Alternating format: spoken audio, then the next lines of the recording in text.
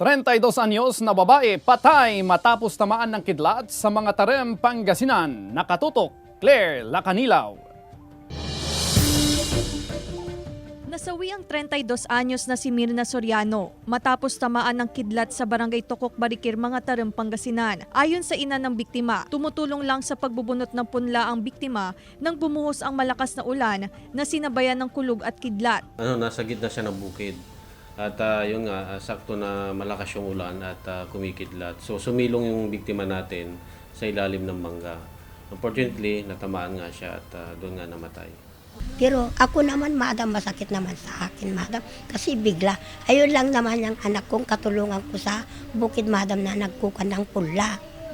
So, kaya sabi niya nung linggo, madam, ako nangarod, madaling bunutin yung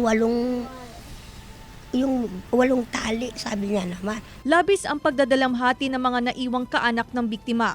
Hindi rin namin inaasahan na gano'n mangyayari. Tsaka nasa Maynila rin ako noon, madam. Kahit yung mga anak namin, iniwan niya.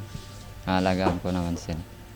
Hindi ko sila pababayaan. Paalala ng otoridad, tuwing kumikidlat, umiwas sa matataas na puno o poste ng kuryente na maaring tamaan ng kidlat. Umiwas din na pumunta sa mga open space, tulad ng palayan upang maiwasan na matamaan ng kidlat. As much as possible, pag umuulan, kumukulog at kumikidlat, lalong-lalo na sa mga malapit sa kabundukan sa atin, ay sumilong sa mga konkretong building.